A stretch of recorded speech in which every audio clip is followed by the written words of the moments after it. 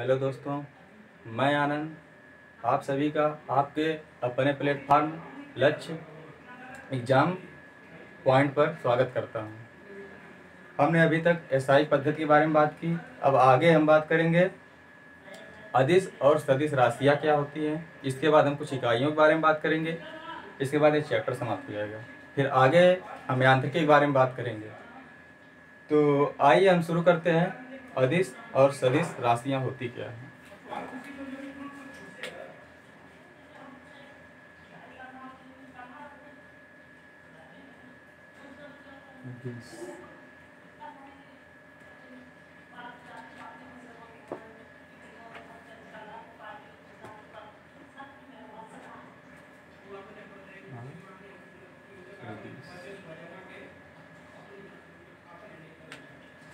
तो अदिश राशि क्या है और सदिश राशि क्या है।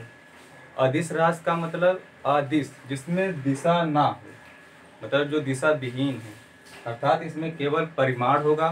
परिमाण का मतलब इसमें मात्रा होगी।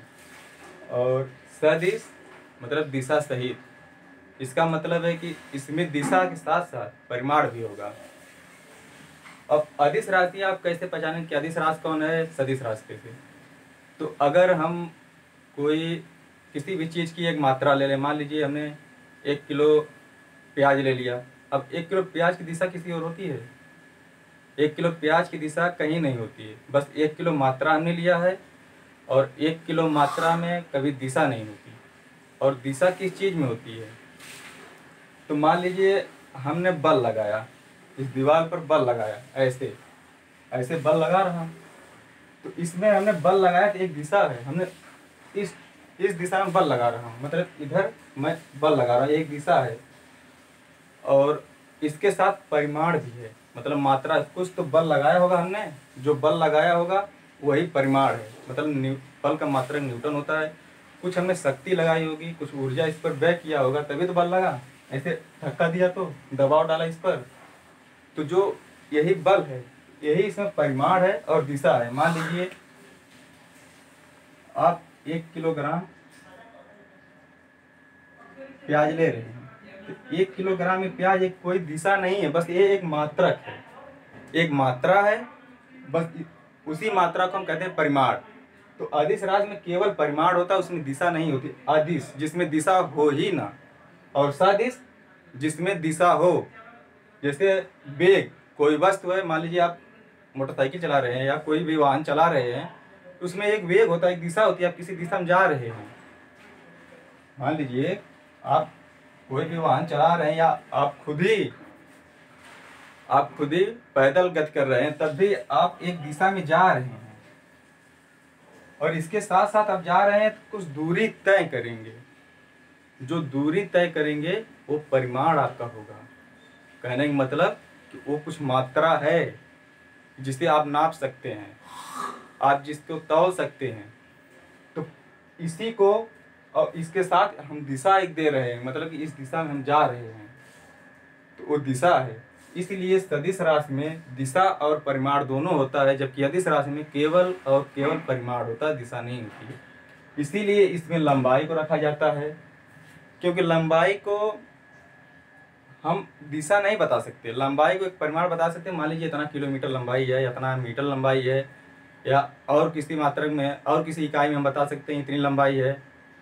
लेकिन क्या इसमें हम सिर्फ लंबाई बताते हैं? लंबाई के साथ साथ हमें पता होता है दिशा भी होगी, कोई ना कोई तो दिशा होगी। अगर मान लीजिए कोई पिंड है, वृत्त पर गति कर रहा है, वृत्त पर अगर वो गति कर रहा है, तो अगर वो मान लीजिए गति कर रहा है तो उसकी दिशा तो होगी, कोई तो दिशा होगी।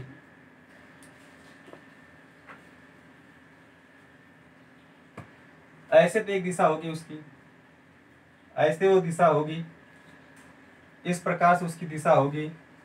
तो वो गति कर रहा है, देखिए एक दिशा इसमें दिखा रहा है। जबकि आप प्याज 1 किलो रखें ऐसे, एक कौन सी दिशा बताएगी? या कोई भी वस्तु हो ऐसी जो तौल कर रखे हुए हैं, वो कौन सी दिशा बताएगी? चीनी हो, दूध हो, कुछ भी हो, दूध को लीटर में माप कर आप रख दिए हैं, वो तो दिशा बताएगी नहीं। तो यही होता है सदिश और अदिश राशि में अंतर, मतलब इसमें दिशा नहीं होती और इसमें दिशा होती है। इसीलिए इसमें वेग को रखा जाता है, इसमें परिमाण को रखा जाता है। परिमाण भी एक दिशा है। परिमाण देखिए, परिमाण सॉरी विस्थापन, विस्थापन में दिशा होती है, और दूरी और विस्थापन में बहुत बड़ा अंतर है। इसे हम अगले चैप्टर में जब यांत्रिकी पढ़ाएंगे, कल यांत्रिकी में इसे हम बताएंगे कि दूरी और विस्थापन में क्या होता है। तो बस अदिश और सदिश राशि में इतना ही है, और इससे ज़्यादा कुछ है नहीं। और एक चीज़ बीमा होती है, बीमा।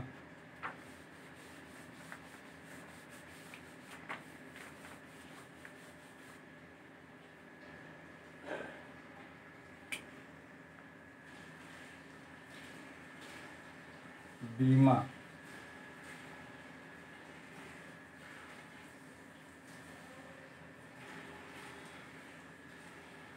ये जो बीमा होती है, कोई भी अगर राशि है, कोई भी राशि है या कोई राशि अगर उसकी कोई इकाई है, तो उस इकाई को मूल राशियों में मूल राशियों में जब हम व्यक्त करते हैं तो उसे हम बीमा कहते हैं। मान लीजिए कोई इकाई हम ले लेते हैं, उदाहरण से समझते हैं। मान लीजिए आप चाल बराबर, सभी जानते हैं दूरी बटे समय। अब दूरी क्या है? दूरी एक लंबाई है, तो इसका मात्रक क्या होगा? दूरी को हम मापते किस में है? तो दूरी को हम मीटर, किलोमीटर जो भी मापते हैं, एक मापन होता है इसका, मीटर में, किलोमीटर में, सेंटीमीटर में भी मान लेते हैं मीटर। और समय को हम सेकंड में, मिनट में, घंटा में मापते हैं। तो समय का मात्रक क्या होगा? सेकंड। तो इसे हम ऐसे भी लिख सकते हैं, यहाँ पर मीटर बटे सेकंड। अब बीमा का मतलब होता है कि अगर हमने कोई राशि लिया है, तो ये देखिए मूल राशि तो है नहीं, व्युत्पन्न राशि है, क्योंकि मूल राशियों से उत्पन्न हो रही। देखिए मूल राशि दूरी है और समय, दूरी और समय को मिलाकर चाल बन रहा है। तो इन दोनों के संयोग से जो बन रही है चाल, तो ये व्युत्पन्न हो रही है ना। ये दोनों मूल राशियां, देखिए दूरी और समय दोनों मूल राशियां हैं, दोनों के संयोग से ये चाल बन रही है। तो तभी हम इसे कहते हैं व्युत्पन्न राशि। मतलब किसी राशि के मिलने से उत्पन्न हुई है, ऐसे नहीं अपने आप, मतलब स्वतंत्र नहीं है। एक किन्हीं मूल राशियों की, कोई भी मूल राशि हो सकती है, मतलब उसमें दो या दो से अधिक मूल राशियां रहेंगी, अकेले नहीं रहेगी। दो या दो से अधिक मूल राशियों के मिलने से अगर कोई तीसरी राशि उत्पन्न होती है या बनती है, तो उसे हम व्युत्पन्न राशि कहते हैं। तो अब देखिए, हमने आपको बताया मीटर पर सेकंड होता है, तो इसे हम मूल राशि में कैसे व्यक्त करेंगे? तो मीटर के लिए, मीटर को हम लेंथ में मापते हैं, लेंथ मतलब लंबाई, और सेकंड को टाइम में। तो इसे हम और क्या लिख सकते हैं? इसे हम ऐसे भी लिख सकते हैं ना, L/T, मतलब लंबाई बटे समय या दूरी बटे समय। तो बीमा क्या हो गई इसकी? दूरी बटे समय। तो अब बीमा जब हम बताएंगे, अब देखिए ये हमने इसे हम मूल राशि में लिख दिया। अब इसकी बीमा यही होगी, मूल राशि जो है L, लंबाई हो गई इसकी, और समय जो है T। आप जानते हैं, मैथ पढ़े होंगे, जब नीचे से ऊपर कोई भी संख्या हो या कोई भी इकाई हो, जब नीचे से ऊपर जाती है उस पर इनवर्स लग जाता है, -1 हो जाता है। तो इसका मान हो जाएगा -1, यही बीमा है। बीमा के यही मतलब है बस। और बीमा कुछ होता नहीं, बस बीमा इतना ही होता है, कोई भी अगर इकाई है उसे मूल राशियों में व्यक्त कर दिया जाए, बस वही बीमा हो गया। तो अब चाल का निकाल सकते हैं, वेग का निकाल सकते हैं, बल का निकाल सकते हैं। इस प्रकार बहुत सारी राशियां हम आगे जब यांत्रिकी शुरू करेंगे तो उसमें बहुत सारी इकाइयां आएंगी। हम प्रत्येक इकाई की बीमा भी निकालते चलेंगे, इकाई के बारे में जानते भी चलेंगे, और उसमें ये भी जानेंगे सदिश राशि कौन है, अदिश राशि कौन है, सदिश राशि क्यों है, अदिश राशि क्यों है। अभी हमने आपको बताया कि अदिश राशि जिसमें दिशा ना हो, दिशा विहीन हो, जैसे आपने कोई मात्रा ले लिया तो दिशा विहीन है। और सदिश राशि जिसमें दिशा हो, आपने अगर, और दिशा के साथ साथ उसकी कोई न कोई मात्रा हो। अगर दूरी है तो दूरी के लिए लंबाई लेते हैं, और समय है, समय एक मात्रा हो गई, दूरी भी एक मात्रा होगी। और चाल जो है वो एक दिशा को निर्धारित करती है, मतलब इस दिशा में कोई वस्तु जा रही है। अगर ये ना आपको दिया रहे कोई वस्तु पूर्व में जा रही है या पश्चिम में जा रही है, लेकिन अगर चाल बता दिया जाए तो आप कहेंगे कोई ना कोई दिशा में, किसी न किसी दिशा में वो अवश्य गति कर रही है। बिना दिशा की चाल तो होगी नहीं, और बिना परिमाण के और बिना दिशा की चाल होगी ही नहीं। तो बस इसमें इतना ही। अब हम कुछ जानेंगे इकाइयों के बारे में।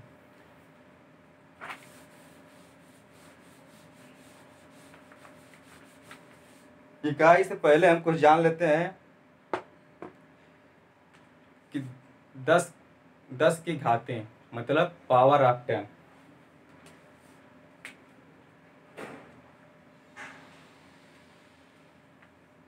पावर ऑफ 10, पावर ऑफ 10 होता क्या है?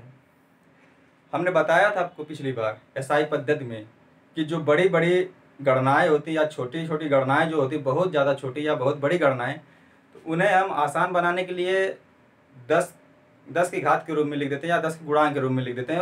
और ये जो पावर ऑफ 10 होती है वहाँ पर हमने बस इतना ही बताया था, इसके आगे नहीं। लेकिन पावर ऑफ 10 दो प्रकार होती है। जो अति सूक्ष्म गणनाएं होती हैं उन्हें हम निगेटिव से दर्शाते हैं, नेगेटिव पावर ऑफ 10। और जो बहुत बड़ी गणनाएं होती हैं, मान लीजिए बहुत दो पिंडों के बीच की दूरी, मान लीजिए पृथ्वी और सूर्य के बीच की दूरी अगर हमको बताना हो तो उसे हम कितना लिखेंगे? इसलिए हम उसे कुछ अंक देकर इसके बाद हम 10 की पावर में डाल देते हैं। तो ये देखिए पावर ऑफ 10 दो प्रकार का, इसके दो भाग होते हैं। एक तो पॉजिटिव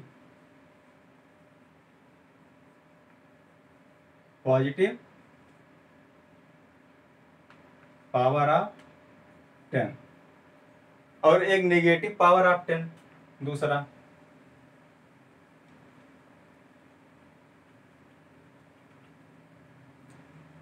नेगेटिव पावर ऑफ 10। तो पॉजिटिव पावर ऑफ 10 और नेगेटिव पावर ऑफ 10 ये होते क्या, इसमें आता क्या है? तो आइए हम जानते हैं इसमें क्या क्या आता है। तो बेसिक चीज़ें हैं, हमें जानना चाहिए, इसलिए हम जानते हैं क्या चीज़ें हैं। पॉजिटिव का मतलब होता है जिस पर 10 की घात में धनात्मक हो। मान लीजिए 10 की घात 1 है, ऐसे मान लीजिए अगर हमने लिख दिया 10, इसके ऊपर हमने 1 लिख दिया, ये क्या प्रदर्शित करता? यही प्रदर्शित करता ना कि ये प्लस में होगा। अगर हमने 10 लिख दिया, इसके ऊपर -1 लिख दिया हमने, ये क्या प्रदर्शित करेगा कि ये निगेटिव है, मतलब ऋणात्मक है, और ये धनात्मक है। तो कुछ होते हैं जैसे मान लीजिए नैनो हो गया, माइक्रो हो गया, या डेका हो गया, हेक्टा हो गया, ये सब क्या है? ये सब निगेटिव और पॉजिटिव पावर ऑफ 10 है। तो देखिए पॉजिटिव पावर ऑफ 10 में क्या आएगा? पॉजिटिव पावर ऑफ 10 में पहला देख लीजिए डेका, हेक्टा, हेक्टू, डेका नहीं डेकू,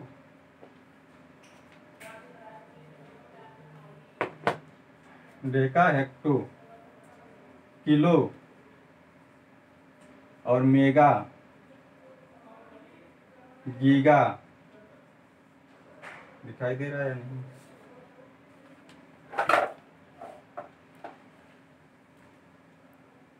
हाँ ठीक है, गीगा,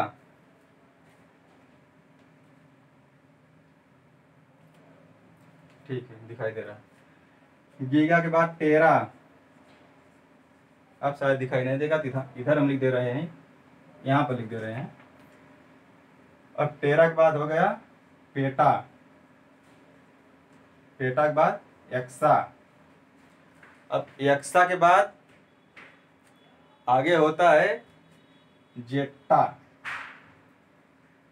जेट्टा। अब जेट्टा के बाद क्या होगा? जेट्टा के बाद एक होगा योटा, योटा। अब आपको ये नहीं समझ में आ रहा होगा ये सब क्या है, आप ही बताते हैं सब क्या है। तो देखिए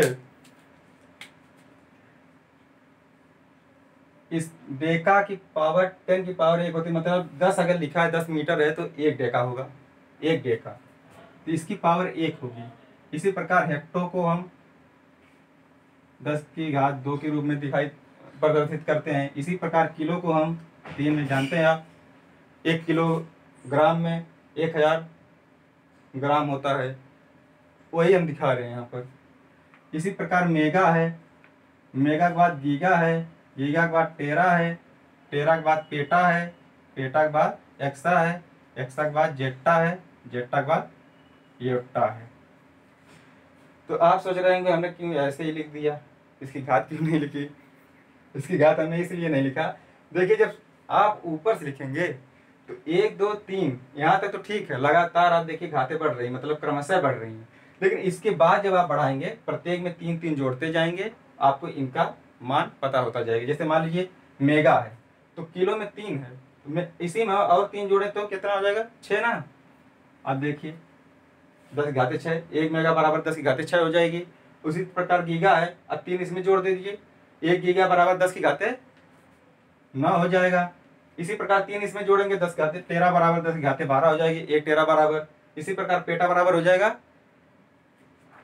10 की घाते 15 हो जाएगा, 1 पेटा बराबर, 1 एक्सा बराबर हो जाएगा 10 के घाते 18। हमें हालांकि यहीं तक जानना, हमसे अगर ज़्यादातर पूछा जाता है यहीं तक पूछा जाता है या यहाँ तक, ये सब नहीं पूछा जाता, फिर भी जान लेते हैं। वैसे ज़्यादातर लोग यहीं तक जानते हैं, और कुछ किताबें में ये भी दे दिया, इसीलिए हम लिख दिए, नहीं कहेंगे कि यहीं तक बताकर छोड़ दिए।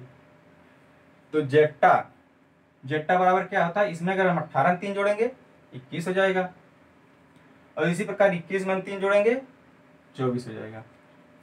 आप देख लीजिए, डेका, 1 डेका बराबर 10 की घात 1 हो जाएगा, 1 हेक्टा बराबर 10 की घात 2 हो जाएगा। उसी प्रकार 1 किलो बराबर 10 की घात 3 हो जाएगा, 1 मेगा बराबर 10 की घाते 6 हो जाएगा। उसी प्रकार मेगा के बाद अब आपका आ जाए गीगा, 1 गीगा बराबर 10 की घाते 9 हो गया। उसी प्रकार टेरा आ गया, 1 टेरा बराबर 10 की घाते 12 हो गया। और टेरा के बाद आपका क्या आ गया? पेटा, 1 पेटा बराबर 10 की घाते 15 हो गया। और पेटा के बराबर आपका आ गया एक्सा, 1 एक्सा बराबर 10 की घाते 18 हो गया। एक्सा बराबर आ गया आपका आ गया जेट्टा, 1 जेट्टा बराबर 10 की घाते 21 हो गया। और उसी प्रकार 1 योट्टा बराबर 10 की घाते 24 यानी 24। ये देखिए, ये सब पॉजिटिव है, इस पर प्लस का निशान है, ये धनात्मक इकाइयां हैं, ये सारी सारी धनात्मक इकाइयां हैं। अब निगेटिव पावर ऑफ 10 क्या होगा? सर मैंने, अब निगेटिव पावर ऑफ 10 क्या होगा, इसके बारे में हम अब जान लेते हैं। तो आप स्क्रीनशॉट लेना चाहते हैं तो इसका स्क्रीनशॉट ले लीजिए, क्योंकि इसे मिटाऊंगा तभी वो लिखूंगा, या फिर दिखाई दे रहा है उधर से? हाँ ठीक है, ठीक है। तो इसमें देखते हैं, हम नहीं दिखाई देंगे लेकिन जो लिखेंगे वो दिखाई देगा। तो नेगेटिव पावर में क्या होता है देखिए, इसमें आपका हो जाएगा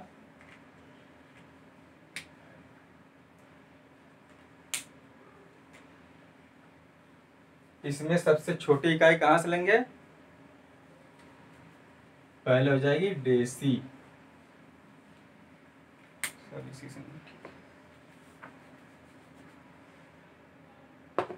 हाँ डेसी, डेसी के बाद सेंटी, दिखाई नहीं देगा, बहुत छोटा छोटा हो जा रहा है, एक पेटा है, हाँ इधर से देखते हैं। ये सब देखिए नेगेटिव वाले बता रहे हैं। पहला आ जाएगा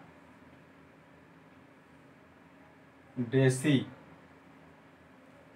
फिर सेंटी, सेंटी के बाद मिली, मिली के बाद माइक्रो, माइक्रो हो जाएगा, माइक्रो के बाद नैनो, नैनो के बाद पिको, नैनो के बाद पिको, और पिको के बाद दिखाई दे रहा है नहीं इसमें, नैनो के बाद पिको दिखाई नहीं दे रहा है ना। तो हम ऐसा करते हैं, इसे मिटा देते हैं, हम ऊपर से लिखते हैं यहाँ निगेटिव पावर, इतना समझ जाएंगे ना, निगेटिव पावर ऑफ ऑक्टेन। आप इतना समझ जाएंगे, स्क्रीनशॉट अगर इसका लिए होंगे तो आप समझ जाएंगे। वीडियो जो है बैक करके देख लीजिएगा, हमने पावर ऑक्टेन कैसे लिखा था, वैसे नेगेटिव पावर ऑक्टेन है। तो इसे हम कैसे लिखेंगे, इसमें पहला जो होता है सबसे छोटा, तो सबसे छोटा जो होगा वो होगा डेसी, डेसी के बाद सेंटी, सेंटी के बाद मिली, मिली के बाद माइक्रो, माइक्रो के बाद नैनो, नैनो के बाद पीको, पीको के बाद फेम्टो, फेम्टो होता है ना, पीको के बाद फेम्टो, हाँ ठीक, फेम्टो, नैनो, पीको, फेम्टो, इसके बाद अट्टो, अट्टो के बाद आ गया आपका जेप्टो, जेप्टो के बाद आ जाएगा आपका एक और है, और ये है येप्टो। ये देखिए नेगेटिव पावर है। अब आप जाने मतलब इसमें कितना कितना होता है। तो जो डेसी है, जो डेसी है, डेसी को हम लिखेंगे एक डेसी बराबर होता है 10 की घाते -1। उसी प्रकार 1 सेंटी बराबर होगा 10 की घाते -2। उसी प्रकार 1 मिली बराबर होगा 10 की घाते -3। अब देखिए micro, nano, pico, femto, atto, zepto, atto, ये क्या हो गया। जैसे हमने इसमें बताया डेका, हेक्टो, किलो, यहाँ तक तो क्रमशः हमने लिखा 1 2 3, इसके बाद 3 3 जोड़ते गए। वही यही इसी प्रकार आप यहाँ पर भी दोहराएंगे। जैसे माइक्रो मान बहुत लोग जानते होंगे, माइक्रो मान सबको पता होगा, इसका हो जाएगा मान 10 की घाते 1-6। इसी प्रकार एक नैनो बराबर होगा 10 की घाते -9, इससे भी परिचित होंगे आप, हो सकता है और किसी से ना परिचित हो सकता है। 10 की घाते -12 हो जाएगा। एक पिको बराबर, एक फेंटो बराबर 10 की घाते -15, और एक अट्टो बराबर 10 की घाते -18, और एक जेप्टो बराबर हो जाएगा 10 की घाते -21। देखिए 3 3 अब यहाँ से 3 3 सभी में जोड़ते चलते हैं आगे, समझ रहे हैं ना। -6 में -3 जोड़ दिया हमने, -9 हो गया। इसी प्रकार -9 में -3 जोड़ा -12 हो गया। इसी प्रकार बढ़ता गया deci, centi, milli, micro, nano, pico, femto, atto, zepto और एट्टो। एट्टो का मान कितना होता है, ये हो जाएगा 10 की घाते -24। ये देखिए इसका भी स्क्रीनशॉट आप ले लीजिए। उम्मीद करता हूँ आपने स्क्रीनशॉट ले लिया होगा। ये देखिए कुछ हमारी पावर ऑफ 10 थी जिसके बारे में हमें जानना चाहिए। इनका यूज भी होता है, बहुत कम होता है लेकिन यूज होता है। जब आप पढ़ेंगे, जब आप क्या कहते हैं उसे, विज्ञान और प्रौद्योगिकी जब पढ़ेंगे उसमें इसका उपयोग होता है। रडार के बारे में, आप रडार या तरंगे मापने के लिए, और बहुत जगह प्रयोग हमें आगे के चैप्टर पढ़ेंगे तो बताते चलेंगे। एक ही साथ सभी चीज़ें याद नहीं आती ना। और हाँ, एक चीज़ और इसमें छूट रहा है, इस वाले में निगेटिव पावर ऑफ नेगेटिव में, पावर ऑफ नेगेटिव में एक और होता है जिसे हम कहते हैं एंगस्ट्राम। एक एंगस्ट्राम बराबर होता है 10 की घाते -10। ये होता है एक एंगस्ट्राम बराबर, और एंगस्ट्राम से हम तरंगदैर्घ्य को मापते हैं। बस इतना ही इसमें है।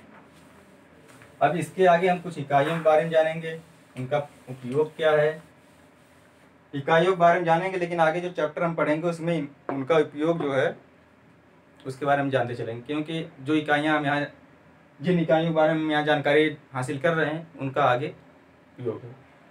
तो हम जानते हैं कुछ यूनिट हैं, कुछ इकाइयाँ हैं। तो पहले इकाई आप मान लीजिए यूनिट ऑफ मास, मतलब द्रव्यमान की कुछ इकाइयाँ हैं। जैसे द्रव्यमान की कुछ इकाइयाँ मान लीजिए आप लिखते हैं 1 किलोग्राम बराबर 1000 ग्राम, या इसी के लिख देते हैं 10⁻³ ग्राम। हो गए। अब एक कुंतल है। कुंतल कितना होता है? देखिए, एक कुंतल में 10 किलो होता है, और एक कुंतल में 10 किलो होता है, और एक कुंतल नहीं, एक कुंतल में सॉरी 100 किलो होता है। 10⁻² में दिमाग में चल रहा था। तो एक कुंतल बराबर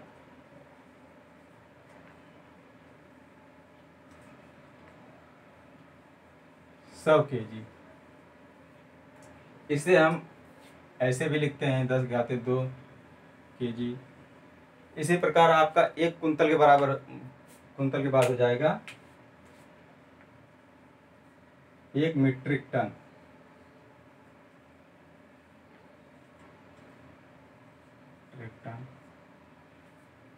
टन, आप टन भी जानते होंगे। 1 टन बराबर 100 किलोग्राम होता है। हाँ, 100 किलोग्राम होता है 1 टन बराबर। 1 मीट्रिक टन बराबर हो जाएगा आपका 1000 किलोग्राम।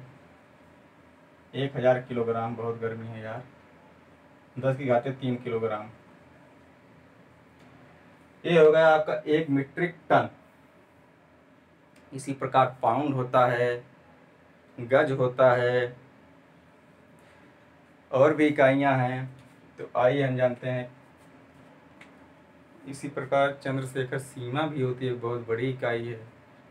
कैरेट। हाँ, 1 कैरेट बराबर कितना होता है? कैरेट। अच्छा, कैरेट में क्या मापते हैं? कैरेट में आप क्या मापते हैं? जो लड़कियां होंगी उन्हें पता होगा। कैरेट में हम सोना मापते हैं, क्योंकि भाई गाने ज़्यादातर वही बनवाते हैं ना। तो कैरेट में हम सोना मापते हैं।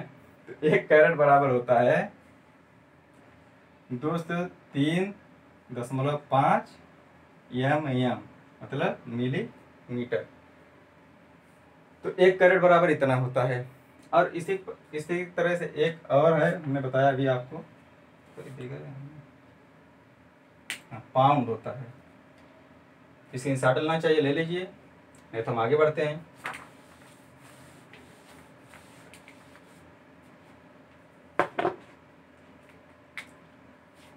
एक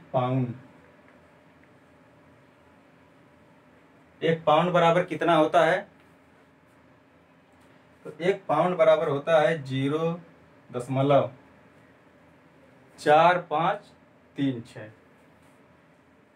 4536। एक चीज याद रखना हमेशा, अगर हमें इस दशमलव से पहले कोई अंक ना प्राप्त हो, दशमलव से पहले कोई अंक ना हो, तो उसके दशमलव से पहले हमेशा 0 लगा दीजिएगा। बहुत लोग ऐसे ही लिख देते हैं 0.4536। एक गलत माना जाता है। सही मान यही होता है। सही तरीका लिखने जो यही है, लेकिन ये तरीका जो है ये गलत है। एक क्या है 0.4536 पाउंड बराबर क्या है? इसे किस में मापेंगे? ये आपका है किलोग्राम में। मतलब 1 पाउंड बराबर 0.4536 किलोग्राम होता है। अगर इसे आप ग्राम में बदलना चाहेंगे तो 453.6 ग्राम हो जाएगा। तो ये हो गया आपका पाउंड। अब एक चीज और है, चंद्रशेखर सीमा।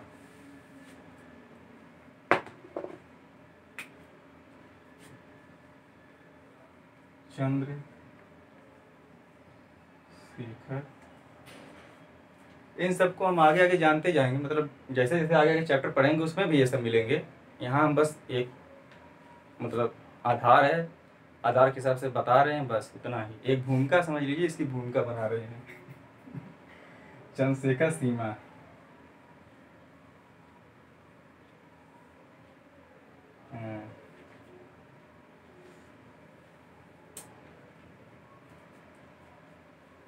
चंद्रशेखर सीमा बराबर कितना होता है? तो एक चंद्रशेखर सीमा बराबर आपका होता है 3.08 गुणे 10⁻16 मीटर, इतना होता है आपका एक चंद्रशेखर सीमा बराबर। और इसी को अगर, और चंद्रशेखर सीमा का उपयोग होता कहाँ है? देखिए सुब्रमण्यम चंद्रशेखर जो थे, इन्होंने 1930 में ये मान दिया। और इन्होंने ये मान किस आधार पर दिया? तो व्हाइट ड्वार्फ जो होते हैं, व्हाइट ड्वार्फ मतलब सफ़ेद बौने ग्रह जो होते हैं, ये भूगोल का विषय है। अगर हम आगे भूगोल पढ़ाएंगे आपको तो उसमें बताएंगे व्हाइट ड्वार्फ क्या होता है, ब्रह्मांड की उत्पत्ति कैसे हुई, ब्रह्मांड बना कैसे है, और जो सूर्य है क्यों ऐसा कहा जाता है कि वो गैसीय पिंड है। पृथ्वी क्या इससे पहले ठोस रूप में थी? क्या सारी चीज़ें पहले ठोस रूप में विद्यमान थी ब्रह्मांड में? तो ऐसा नहीं था, सारी चीज़ें गैसीय रूप में थीं। हमारे धूलकण भी थे उसमें, सभी चीज़ें दूर दूर थीं। और उसमें कई विचार दिए हैं कई वैज्ञानिक। कुछ ने कहा है बिग बैंग थियरी, मतलब ब्रह्मांड की उत्पत्ति किसी एक पॉइंट से हुई है, किसी ने कहा एक पॉइंट से नहीं हुई है। दो विशाल पिंड तो जाने दीजिए, ये अलग चला जाएगा तो हम इसमें जानते हैं चंद्रशेखर सीमा बराबर होता है 3.08 गुणे 10⁻16। तो इतना होता। इसी को हम और क्या लिख सकते हैं? इसी को हम लिख सकते हैं 3.26 और गुणे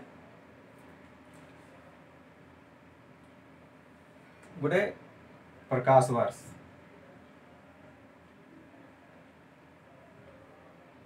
एक प्रकाश वर्ष, ये हो गया चंद्रशेखर सीमा। तो हमने यूनिट ऑफ मास के बारे में जाना, ये द्रव्यमान बताते हैं, इनके बारे में हमने इतना जान लिया।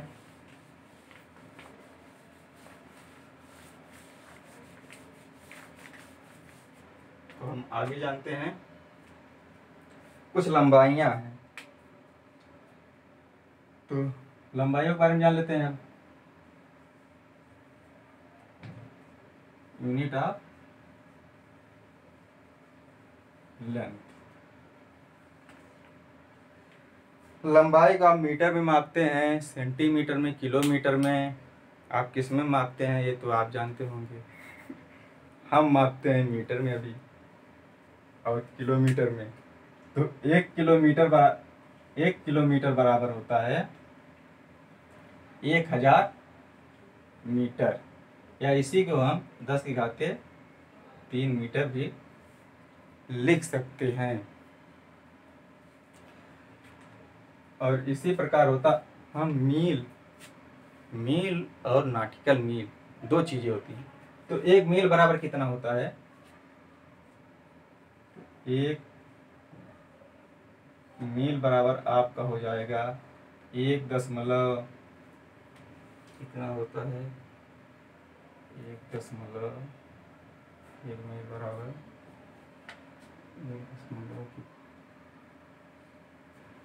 1 मिनट रुकिए। हाँ, 1 मील बराबर होता है 6.9 किलोमीटर, 1 मील बराबर। और एक नाटिकल मील होता है। नाटिकल मील का मतलब होता है समुद्री सीमा, मतलब समुद्र में जो दूरी हम मापते हैं उसे नाटिकल मील में समुद्री सीमा या समुद्री दूरी। तो एक नाटिकल मील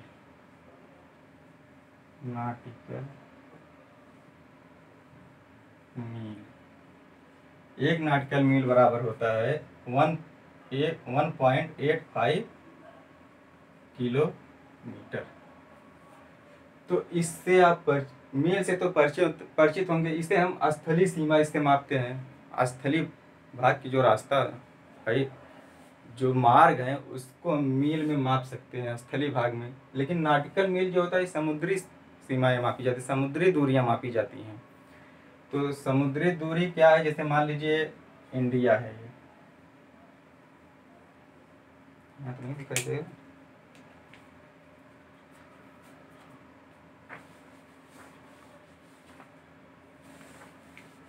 स्क्रीनशॉट आप ले लीजिएगा और इसे जानते हैं लेंथ के बारे में। तो नाटिकल मील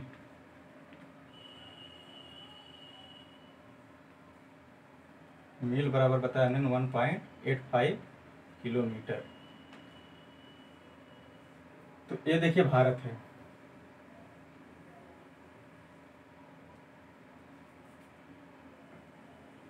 या नीचे वाला भाग बना रहे हैं, ऊपर वाला नहीं है। और यहाँ से हमने ले लिया ऐसे ऐसे करके, ये देखिए